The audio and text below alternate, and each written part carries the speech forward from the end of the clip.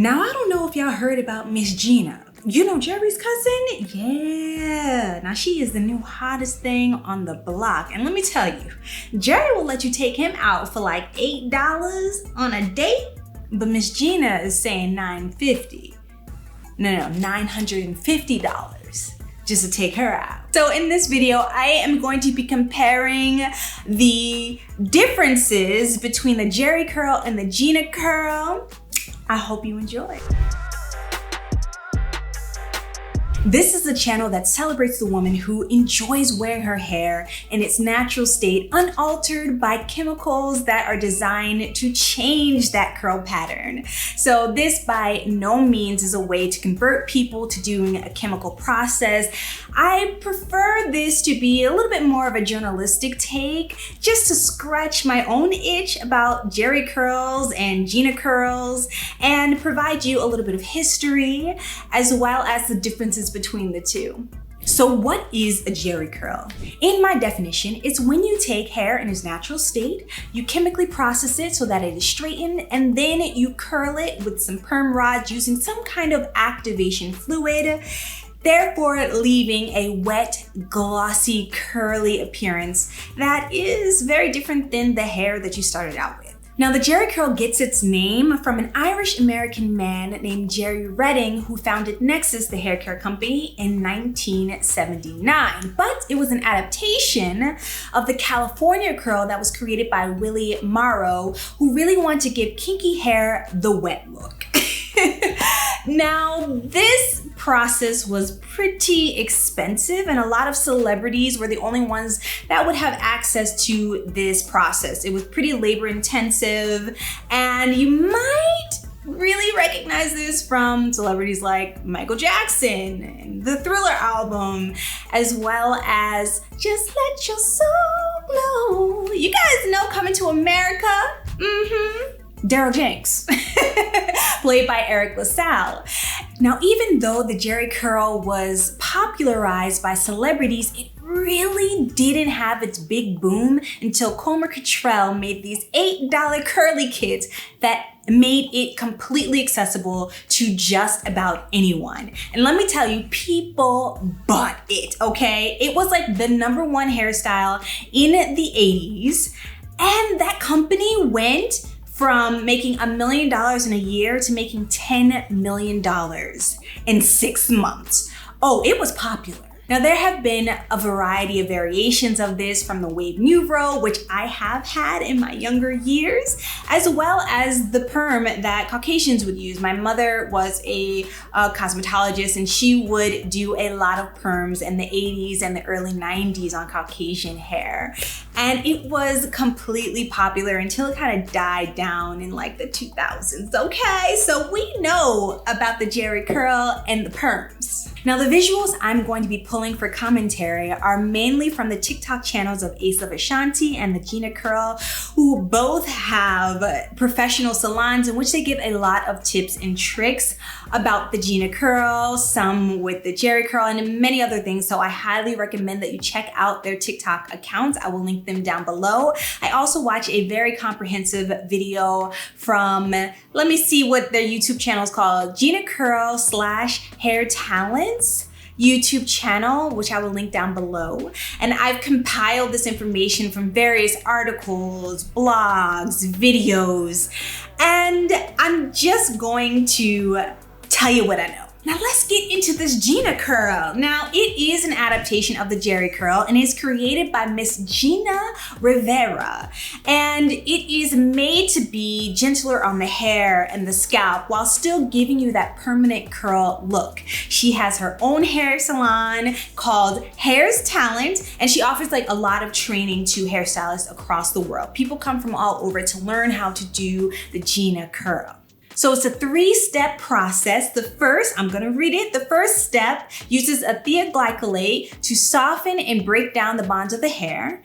Second, a rod set is put in the hair and it sets the curl pattern. Lastly, the oxidizer is used to put the bonds back together. Now, through my research, I was able to provide a list of the application process that you can see on the screen now. I tried to highlight some of the differences, like with the Jheri curl, you do have to cover and protect your scalp because of the harshness of the chemicals, whereas the Gina Curl, they don't use a skin protectant. There are various differences in the application process, but one of the main differences that I've seen in terms of the end result is that the Gina Curl can be dry, and the Jheri curl, you have to keep that thing wet. Now, we know about those activator sprays and whatnot and the drip drip on the couch, okay? Now, that is the main difference that I've been able to see when it comes to like what the layperson would want to know about the results, the maintenance of it, right? With the Jheri curl, you are expected to keep that thing wet, even if that means putting a plastic cap on your head at night. Yes, I had to do the same thing with the Wave Neuro and it was very smelly. Whereas the Gina Curl, you merely, I think, have to wait about 72 hours, 3 days after the treatment before you can shampoo and condition your hair, but you can wash your hair every single day. If you want, dry your hair, diffuse it, flip it, style it, straighten it. You can pretty much do anything with it and you should be okay. So they say. Now let's talk about retouches because I am always curious about that. What does it take to maintain this? Now with the Jheri curl, you wait about 3 months before getting it done again, whereas the Gina curl, you can go longer, about 6 months. Now, there is a key difference. The Gina Curl really aims to provide protection to the ends of your hair. So they have this protein treatment cream that they put on the ends of your hair, and then they activate the rest, curl it, and basically do the whole process all over again, but your hair will be protected throughout that process so that it's not over processed. Whereas with the Jheri Curl, you are literally over processing your hair again and again each time you go to get that touch up. I don't know why I put touch up in quotations. It's a touch up, okay? You're adding the chemical again. Now let's talk about pricing. And don't worry, I will add my little 2 cents about this, but I just wanna give you the information, okay? So it starts at, from the prices that I saw online, anywhere from about $550 for short hair to $950 for short hair. So it really just depends on the salon, but nonetheless, it starts, you know, you're gonna pay at least over $500 for short hair. And the pricing goes all the way up to like $1,500 plus if you have long hair past bra strap length. So this is not what I would consider a cheap process. This is not the $8 curly kit that you're gonna get. You know, it is a process. And it takes quite a bit of time. I wanna say the Jheri Curl takes maybe like 2 to 3 hours, but the Gina Curl can take up to 9 hours to do. So, you know, your price is your price. You know, I've never stood up for 9 hours doing one head of hair. So, you know, that is the price. Now let's quickly go over some of the pros and the cons as I see it, the ones that I found the most interesting. And at the end, I'll add my commentary, right? Now we know that hair can have different porosities all over your head, just naturally, or if you've chemically treated, been in the sun, whatever. And I thought that it was quite interesting that with the Gina Curl, they have 8 different strengths that they can actually piece together in your hair and customize specifically for your hair so that your hair is not over processed. The Jheri Curl has about 3 different strengths. So there's obviously a lot more flexibility with the Gina Curl, and also the cream itself is a lot thicker. So it allows them to really place different strengths on different parts of the hair strand. So I found that to be very interesting. A pro of the Gina Curl over the Jheri Curl is that your hair can stay dry. You don't gotta be dripping all over the place like you do with the Jheri Curl. So it allows a lot more flexibility. There's also a longer processing time, anywhere from like 1 hour to like an hour and a half you can spend like perfecting this Gina Curl, whereas the Jheri Curl is like maybe up to 30 minutes or something. Like you have to move very quickly, which would probably allow for a little bit more error. So, you know, I would say a lot more error actually. So, you know, that's also another difference that I would consider a pro. And this is very interesting to me. So with the Gina Curl, there's actually a straight version. So you can have your hair curly with the Gina Curl, get tired of it, go with the straight version of the Gina Curl, which I assume is they just don't put the curl rods in, and then go back to curly if you're right with the right hairstylist. So that's something that you can't do with like a relaxer or the original Jheri curl. So a lot of people would consider that to be a pro as well. And the obvious pro for most people who would even be considering this chemical treatment would be that it cuts down on the wash and go time.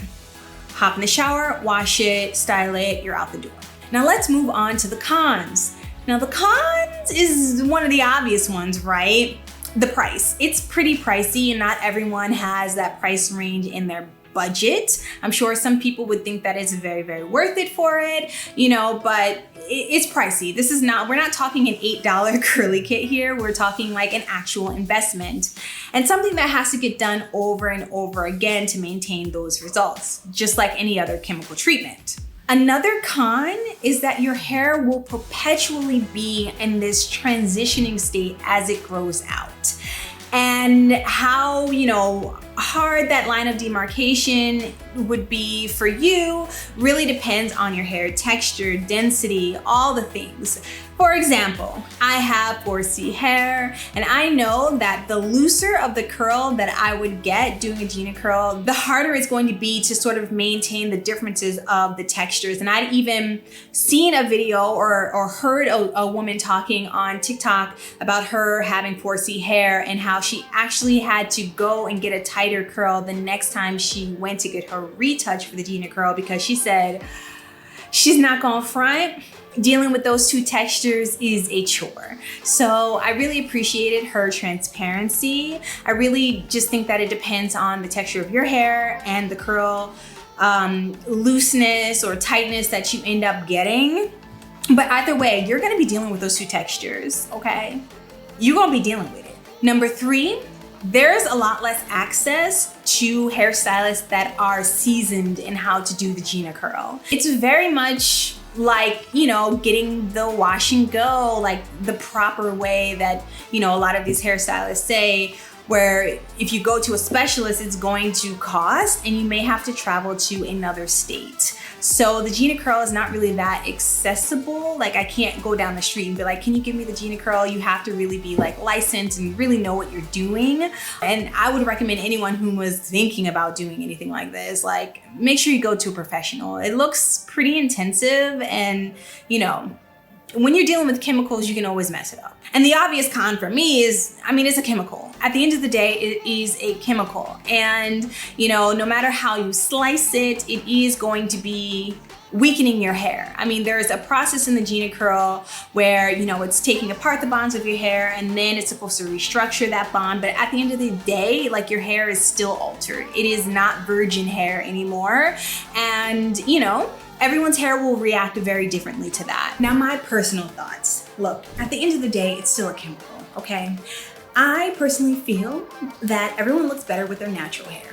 But I'm not the person that's gonna be in your head every single day. And also, I'm definitely pro like not policing Black women on what to do with their hair. I'm not gonna be doing it, okay? But we gonna keep the chemicals away from hair in this household, okay? I just like look at all of this and I'm like, at the end of the day, like you're still chemically processing your hair. You still have to maintain it. You still have to deal with 2 different textures. And the kinkier your hair is, the harder it's going to be to sort of like maintain this, to handle that line of demarcation. Like it's always going to be a thing.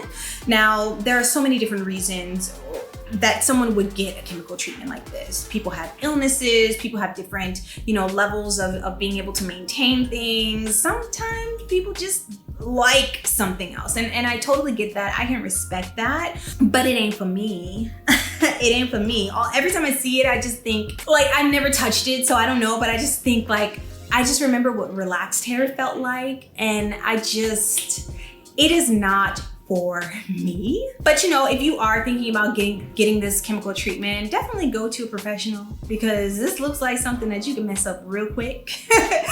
Real quick. But I do overall, I would say that I appreciate that there has been a concerted effort to create chemicals that are going to be gentler on the hair and the scalp, regardless of it being a chemical at all. So, you know, that's all I got to say about that. This was a video mainly to start your research. So, you know, keep it respectful in the comments. If I got something wrong, you feel free to let me know. But if you're disrespectful, you will get blocked, okay? And I don't want you all fighting in the comments about what people should be doing and what people shouldn't be doing, okay? Let's just stop. Let's stop it, okay? Let's be adults and show respect. So I look forward to seeing what you guys think in the comment section below, and I will see you next Monday.